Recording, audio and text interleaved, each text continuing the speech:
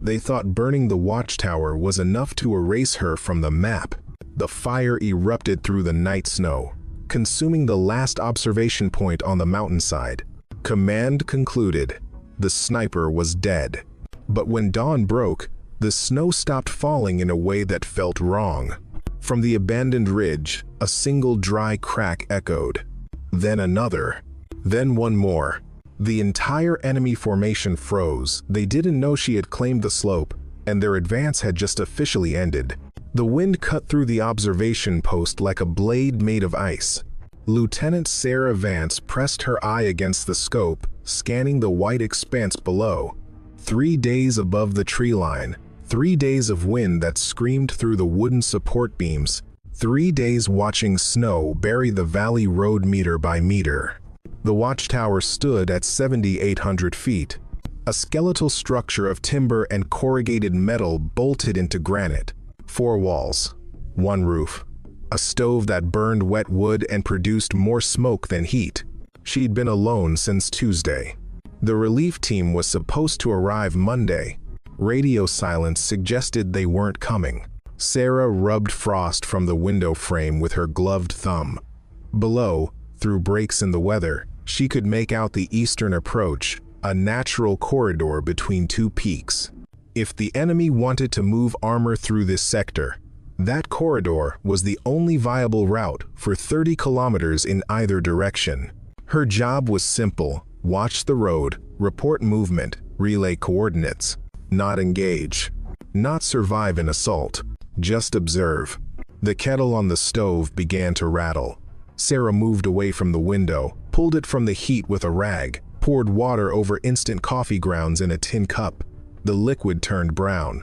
Steam rose in the freezing air. She was 28 years old, former competitive rifle shooter. Enlisted at 22 after her father's hardware store went under. Sniper qualification at Fort Benning. Deployed twice before this. Never alone like this. She sipped the coffee. It tasted like copper and ash. Outside, the wind shifted direction. The entire tower groaned. Wood popped under stress. Sarah glanced up at the rafters. Ice had formed along every joint, gleaming in the dim light from her lantern. The radio crackled. She moved to it quickly, adjusted the frequency dial. Static. Then a voice, broken and distant. Tower 7, do you copy? Sarah keyed the transmitter. Tower 7. Copy. Go ahead. More static. Enemy movement. Sector 4. Confirm visual. Negative visual, Sarah said. Weather 0 to 0. Can't see past 200 meters. The voice dissolved into white noise. Sarah tried 3 more times to raise them. Nothing. She set the handset down, stared at the radio for a long moment. Then she returned to the window. The snow had thickened again. Visibility was gone. She could barely see the rocks 50 feet below the tower. Everything beyond that was a wall of white that moved and shifted like something alive. She checked her watch. 1,640 hours. Sunset in 20 minutes. Not that it mattered, the storm had already swallowed the light. Sarah opened her field manual, checked the protocol for lost contact situations. It was clear. Maintain position, continue observation, report when communication is restored. No mention of what to do if communication never restored. No mention of what to do if the relief team was dead.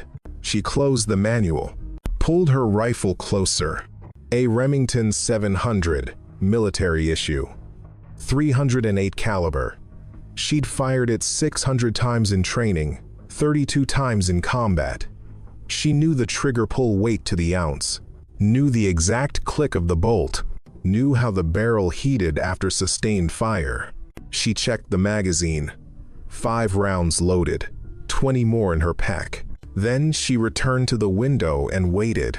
The wind howled. The tower swayed. Sarah Vance stood watch in the dark, alone on a mountain that didn't care whether she lived or died. The first shell hit at 0230 hours. Sarah woke to the sound of the world splitting open. The explosion was 200 meters east, close enough to shake the tower, far enough that she knew it wasn't aimed at her yet. She rolled out of her sleeping bag, already dressed, already reaching for her rifle. Another explosion. Closer. The window shattered inward. Glass and ice sprayed across the floor. Sarah dropped flat, crawled toward her pack, dragged it behind the stove for cover. 3 more rounds in rapid succession. The eastern wall buckled. One of the support beams cracked with a sound like a bone breaking. Sarah's ears rang. She tasted blood. She'd bitten her tongue when the first blast hit. She keyed the radio with shaking hands. Tower 7 under fire. Repeat, under fire. Artillery barrage. Close proximity. Static. Tower 7 to any station, need immediate fire support. Static. The radio was dead. Sarah dropped it, grabbed her rifle, low crawled toward the north window. Through the broken frame, she could see muzzle flashes in the valley, at least 3 positions, firing in sequence. They'd found her. Another shell screamed overhead and detonated on the slope above. Rock and snow cascaded down. The entire mountain seemed to be coming apart. Sarah calculated the pattern. They were walking the fire up the ridge, zeroing in on the tower. She had maybe 2 minutes. She moved fast, grabbed her pack, her sidearm, ammunition, her thermal blanket, left the sleeping bag, left the stove, left everything that would slow her down. The tower shuddered again, a direct hit on the south corner. The floor tilted. Sarah stumbled, caught herself on the door frame, kicked the door open and threw herself into the snow outside. She hit the ground rolling, came up running, sprinted north away from the structure. Behind her, another shell hit. Then another. The watchtower erupted. Fire punched through the roof, orange and furious against the black sky. Wood splintered. Metal shrieked.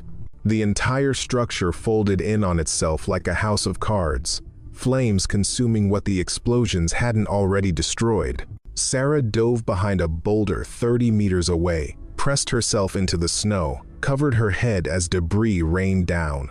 Burning timber, shrapnel, glass. She stayed down until the barrage stopped. Silence returned slowly. Just the wind, just the crackle of fire. Sarah lifted her head, looked back. The watchtower was gone. In its place, a burning skeleton, collapsing further with each gust of wind. She watched it fall, watched the flames consume her only shelter. Then she turned north and started climbing. Command received the report at 0340 hours. Forward Observer Station 12 had visual on the fires. Tower 7 gone. Major William Cross studied the map in the operations tent, traced the line of the ridgeline with his finger. "Any contact from Vance?" he asked. The radio operator shook his head. "Nothing since yesterday evening, sir. We tried raising her after the barrage. No response." Cross was silent for a moment. "Mark it," he said finally. The operator hesitated. "Sir?" "Remove Tower 7 from active status. Update the tactical map." The operator picked up a grease pencil, drew a black X through the position marker. Tower 7 eliminated. Lieutenant Sarah Vance presumed KIA. Cross studied the map again. With the watchtower gone, they'd lost overwatch on the entire eastern approach. The enemy could move through that corridor now without early warning. By the time forward scouts spotted them, they'd be too close to stop. "Get me 2nd Battalion," Cross said. "We need to reposition observers along the valley floor." The operator nodded, began making calls. Cross stepped outside the tent. Dawn was still 2 hours away. The sky was black, starless, heavy with weather that hadn't finished dumping snow. He'd known Sarah Vance for 8 months. Solid soldier, excellent marks, never complained. He'd sent her up to that tower because she was reliable. Now she was dead because he'd left her there too long. Cross lit a cigarette, watched the smoke disappear into the wind. Behind him, inside the tent, the radio operator was relaying new positions to the forward units. The machine kept moving. One dead sniper wouldn't stop the war.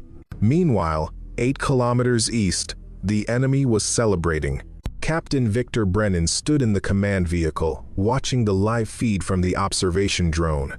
The feed showed the burning tower, now just embers and collapsed timber. Confirmed, his XO said. Target destroyed. No movement, no thermal signatures. Brennan nodded. Good. Begin Phase 2. I want advance units through that corridor by 0600. Full column by 0800. The XO relayed the orders. Brennan studied the map on the digital display. The corridor was 12 kilometers long, perfect terrain for armor.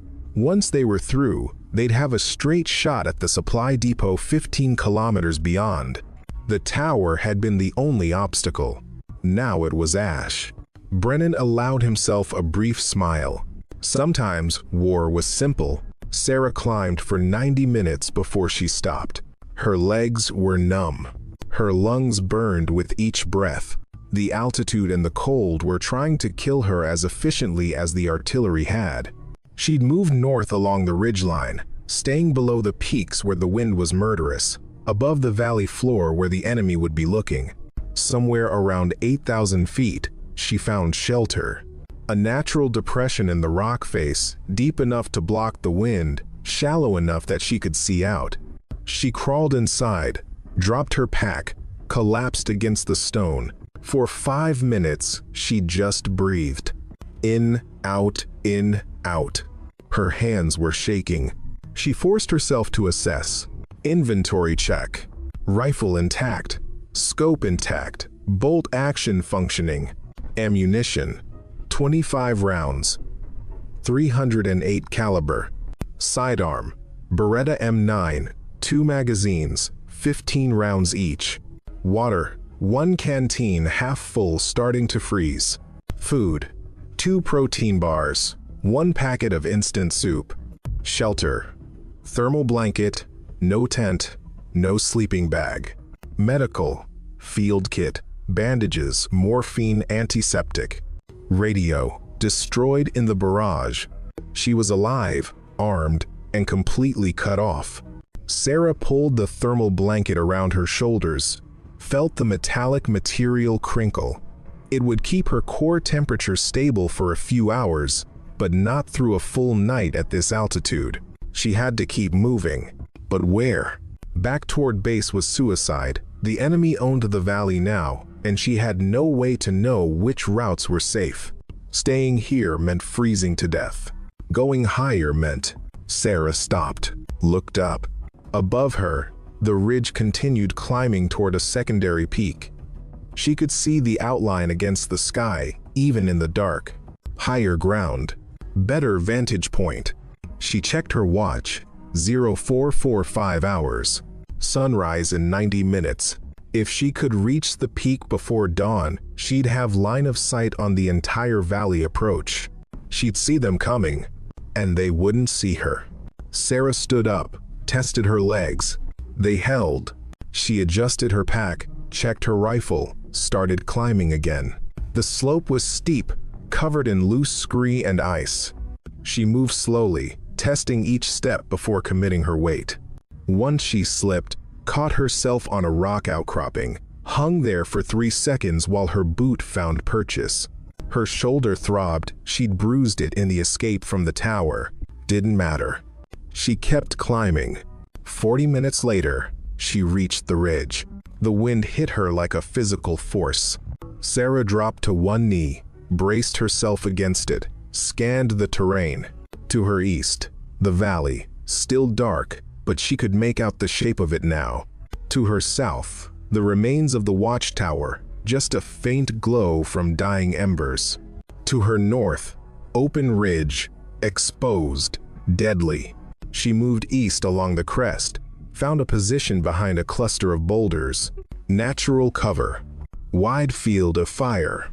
No backdoor approach. Perfect. Sarah set down her pack, arranged her ammunition within easy reach. checked the rifle's action one more time. Then she settled in and waited for the sun. The temperature at the peak was 18 degrees below zero. Sarah wrapped the thermal blanket tighter, but the cold still found ways through. Her fingers were losing sensation despite the gloves. Her face felt like stone. She forced herself to eat one of the protein bars, chewing slowly, letting her body process the calories. Then she focused on the rifle. In this cold, metal contracted, tolerances changed. A shot that would be perfect at 60 degrees could miss by 2 feet at this temperature. She'd have to compensate. Sarah pulled a small notebook from her jacket pocket, damp but legible. Pages of data she'd compiled over years of shooting in different conditions. Temperature correction chart, wind drift table, altitude adjustments. She did the math in her head, then again to be sure. At this range, she estimated the valley floor was 800 meters below and 1,200 meters out. She'd need to aim 4 inches low and 6 inches left to account for the cold and the crosswind. She dry-fired the rifle 3 times, feeling the trigger break, confirming the muscle memory. Then she settled into position, prone, rifle braced on a flat rock. Scope aligned. The sky was starting to shift from black to dark blue. Dawn was coming. Sarah scanned the valley through the scope, section by section, marking landmarks in her mind. The road was visible now, a pale line through the darker snow, kept clear by wind patterns. Nothing moving yet. She waited. Her breath came in slow, controlled cycles. In for 4 seconds. Hold for 4. Out for 4. Hold for 4. It was the same breathing pattern she'd used in competition shooting. The same one she'd used in combat. The same one that turned the chaos in her head into something manageable. The light continued to grow. She could see details now. Rocks. Trees. The curve of the road as it bent through the narrowest part of the corridor. Then she saw movement. Sarah adjusted the scope, increased magnification. A vehicle. No 3 vehicles. Armored reconnaissance. They were moving slowly, scanning the ridges with mounted optics. Sarah felt her heartbeat accelerate. She forced it back down. Breathe. Count. Wait. More vehicles appeared behind the first 3. 9. 12. An entire column. They were coming through. Sarah shifted her aim to the lead vehicle, tracked it through the scope. The commander was visible in the top hatch, scanning with binoculars. 800 meters. Crosswind from the west at maybe 15 knots. She adjusted for the cold. Adjusted for the wind. Put the crosshair 4 inches low, 6 inches left of center mass. Her finger rested on the trigger. Light pressure. Not yet. Wait. The column continued forward. Sarah counted. 23 vehicles total. She had 25 rounds. This wasn't about stopping the column. It was about stopping the advance. She needed the right target. She scanned past the lead vehicles to the center of the formation. There, a command vehicle. Larger, more antennas, better armor. The commander in that hatch was wearing different insignia. Officer, probably a captain, maybe higher. That was the shot. Sarah shifted her aim, tracked the vehicle as it moved through her scope. The sun broke over the eastern peaks. Golden light flooded the valley. The snow turned white and blinding. Sarah exhaled slowly, let half the air out of her lungs, held it there. The crosshair settled on the officer's chest. 4 inches low. 6 inches left. The vehicle rolled forward. The officer turned to look at something behind him. Sarah squeezed the trigger. The rifle kicked against her shoulder. The sound cracked across the valley, sharp, flat, distinct. Through the scope, Sarah saw the officer jerk backward, saw him disappear into the vehicle.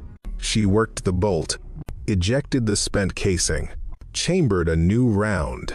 The column below had stopped, vehicles frozen in place, soldiers scrambling. No one knew where the shot had come from. Sarah shifted her aim to the vehicle directly behind the command unit. A soldier was climbing out, weapon raised, scanning the ridges. She put the crosshair on his center mass, adjusted, fired. He went down. The valley erupted. Soldiers dove for cover.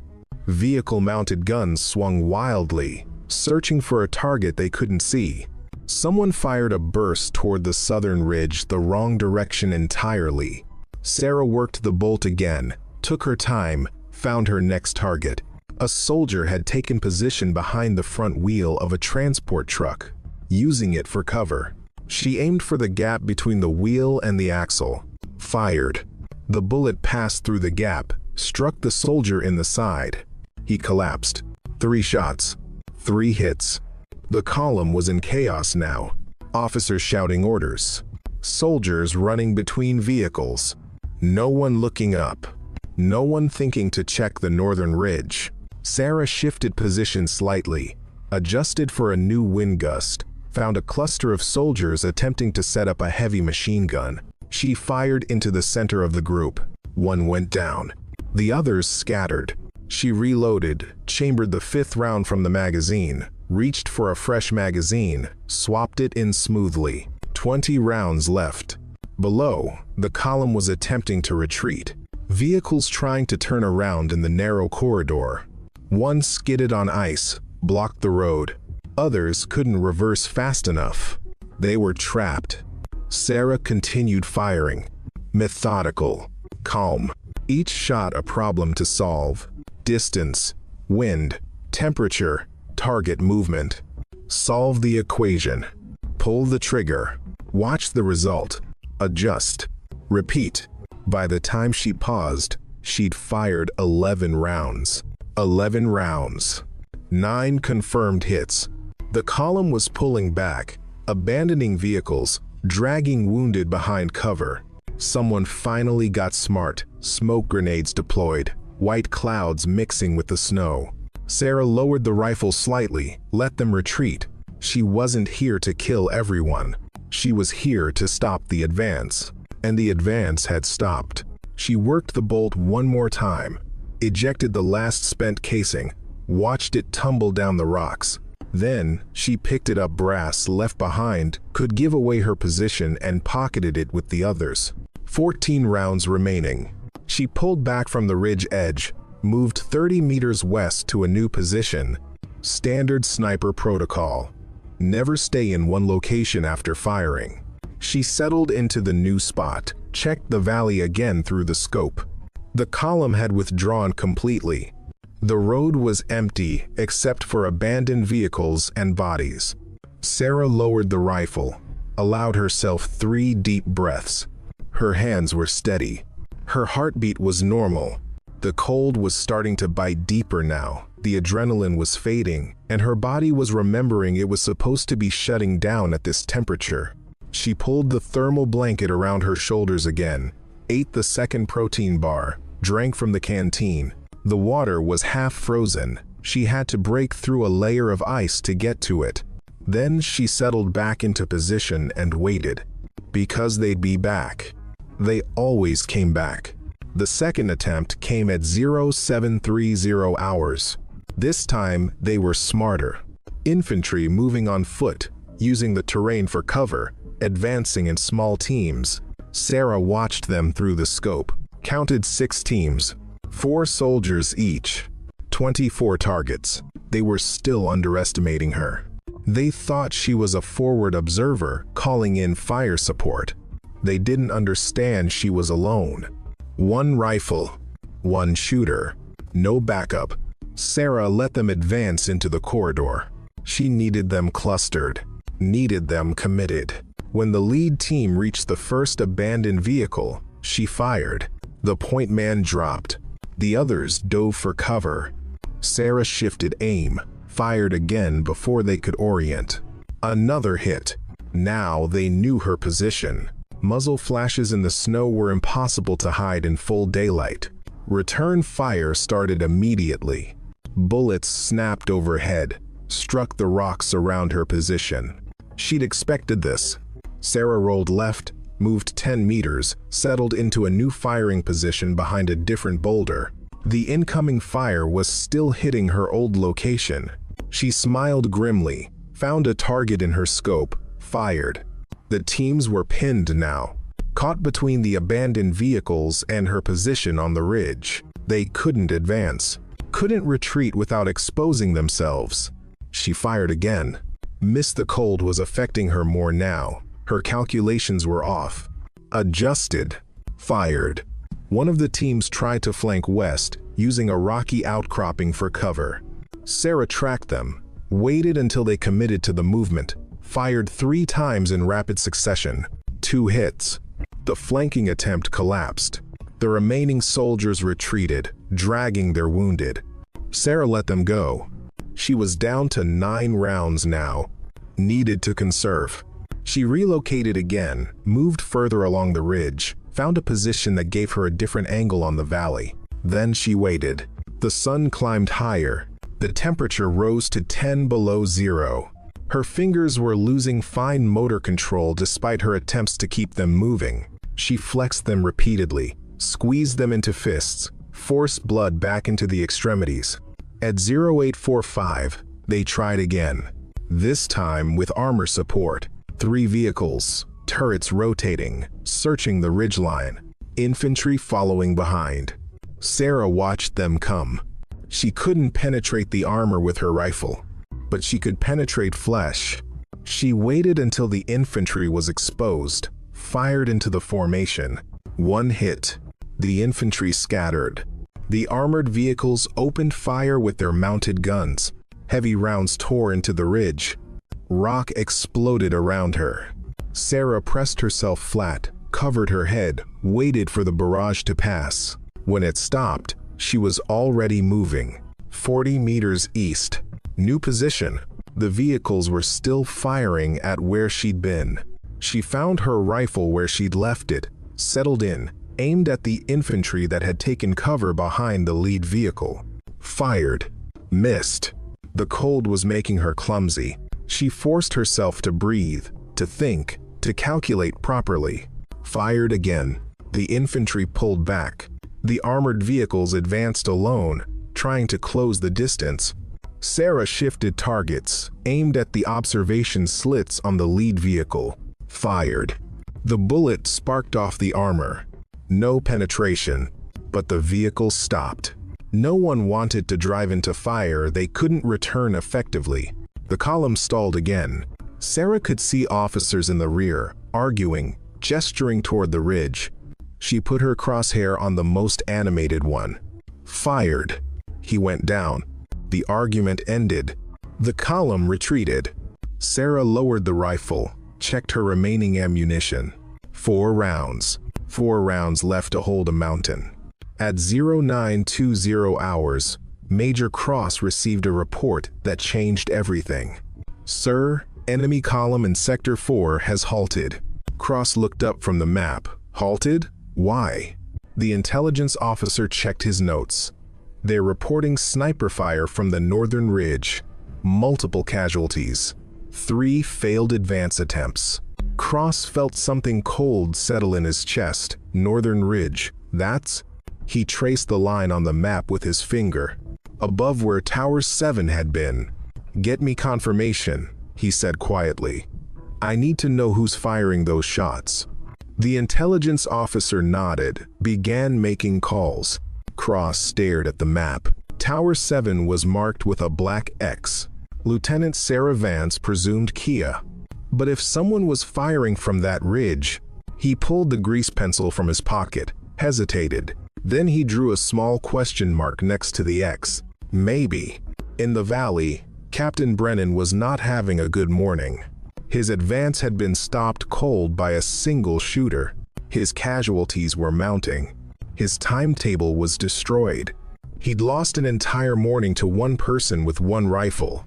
Options, he said to his XO. We can't proceed through the corridor with that shooter active.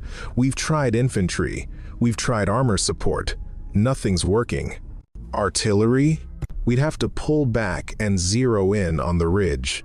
That's another 2 hours minimum. Brennan studied the map. 2 hours would put them at noon.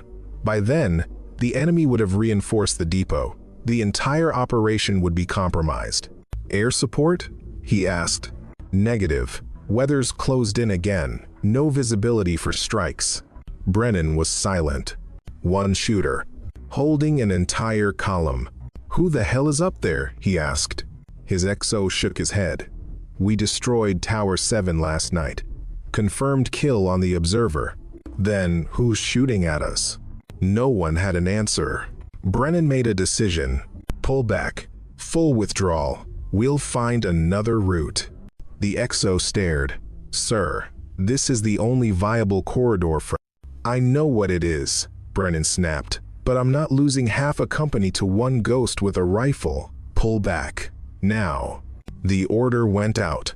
The column retreated. By 0950 hours, the valley was empty. Sarah watched them go. She stayed in position for another 30 minutes, making sure it wasn't a feint. But the valley remained quiet. Empty vehicles. Blood in the snow. No movement. She'd done it. One rifle. 4 rounds remaining. She'd stopped an entire advance. Sarah lowered her weapon, felt the exhaustion hit her all at once. Her hands were shaking again. Not from adrenaline this time, from cold, from fatigue, from the reality of what she'd just done. She forced herself to move. Stay here, and she'd freeze. She gathered her brass casings, every single one pocketed them, collected her remaining ammunition, secured her rifle. Then she started moving south, back toward friendly lines. She had maybe 2 hours before hypothermia set in, maybe less. She kept her pace steady, conserved energy, focused on putting one foot in front of the other. The wind was at her back now, pushing her forward. Or maybe that was just hope. The patrol found her at 1,140 hours. Sergeant James Harker and his squad were moving through the upper slopes, searching for survivors from Tower 7. They found Lieutenant Sarah Vance walking toward them through the snow, rifle slung across her back, face pale. Moving on what looked like willpower alone. "Hold fire!" Harker shouted, raising his hand. "Friendly!" He ran forward, caught Sarah as she stumbled. She looked up at him, tried to speak. "Easy," Harker said. "We got you. You're okay." Sarah shook her head. "Not okay, just alive." "Same thing today," Harker said. He radioed back to base. "We have her. Vance is alive. Repeat, Vance is alive." The response was immediate. "Confirm identity." Harker looked at Sarah. "What's your designation?" "Tower 7, Sarah said. "Lieutenant Sarah Vance. Serial number 4476032. Harker relayed it. 30 seconds of silence. Then, "Confirmed. Bring her in." Harker and his squad formed around Sarah, helped her walk. She refused a stretcher. "I can walk," she said. "You can barely stand," Harker replied. "I walked off that ridge. I can walk to base." Harker studied her for a moment, then nodded. "All right, but we're staying close." They moved slowly down the mountain. Sarah kept her rifle, wouldn't let anyone else carry it. After 20 minutes, one of the soldiers asked, "Ma'am, were you the one firing on the enemy column?" Sarah nodded. "How many were there?" "Enough." "How many did you?" "Enough to stop them," Sarah said. The soldier fell quiet. They continued down in silence. Major Cross was waiting when they reached the forward command post. He watched Sarah walk through the perimeter, supported by Harker's squad. She looked like hell. Frostbite on her face. Hypothermia setting in. Exhaustion that went bone deep.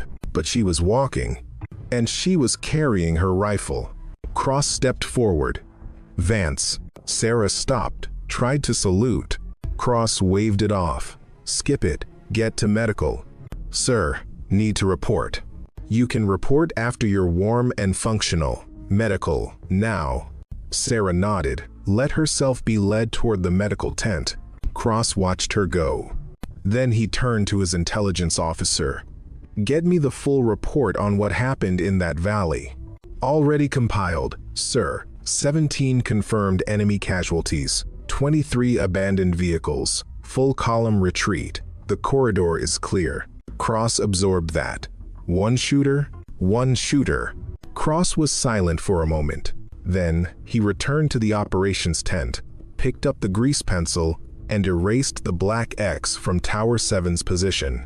He wrote, "Active. Sarah spent 3 days in the field hospital, treated for hypothermia, dehydration, and minor shrapnel wounds from the tower collapse.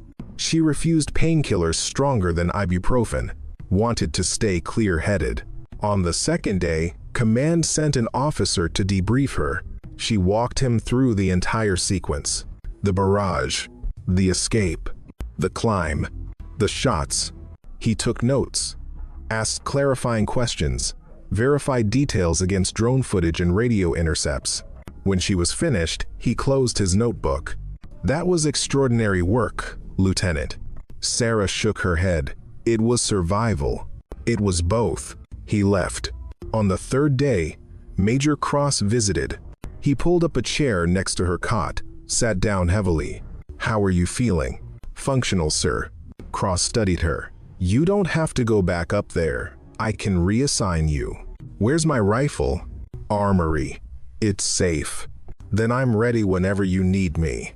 Cross was quiet for a moment. "The tower's gone, Vance. We're not rebuilding it." "Don't need a tower," Sarah said. "Just need high ground." Cross almost smiled. "Yeah, I'm starting to understand that." He stood, started to leave, then paused. "They're calling that ridge Vance's Peak now. The soldiers, it's spreading." Sarah said nothing. "Figured you should know," Cross said, and walked out. 3 weeks later, the war moved south. The northern sector stabilized. The corridor remained closed to enemy advances. Tower 7 was never rebuilt, but the ridge above it was marked on every tactical map with a new designation, Vance's Peak. When new units rotated through, they were briefed on the battle.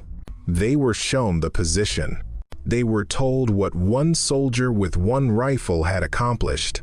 Some thought it was exaggerated. Some thought it was propaganda. But the veterans who'd been there, who'd seen the abandoned vehicles and the blood in the snow, who'd watched Sarah Vance walk off that mountain, they knew it was true, because they'd seen her do it. Sarah Vance returned to duty 4 weeks after the battle. She refused promotion, refused a rear assignment. She went back to the mountains, to the high ground, to the places where the wind was sharp and the cold was brutal, and the visibility went on forever. She carried the same rifle, the same 25 rounds, the same quiet determination that had stopped an army. She never talked about that night, never sought recognition, never told the story. But every time she climbed to a new position, every time she settled in behind a scope, every time she pulled the trigger, she remembered the fire, the climb, the ridge at dawn. And she knew, some battles are won by armies, but some battles are won by one person who refuses to stop. She'd been that person, and if the situation required it, she would be again. Years later, when the war finally ended, historians would analyze the battle. They would call it the defense of the Eastern Corridor. They would study the tactics. They would debate the casualty figures. They would argue about strategic implications. But for the soldiers who were there, it had a simpler name. The day the ghost stopped the army. The day one tower fell and one woman rose. The day Sarah Vance claimed the ridge at dawn and ended the advance. They burned her watchtower, but she burned brighter.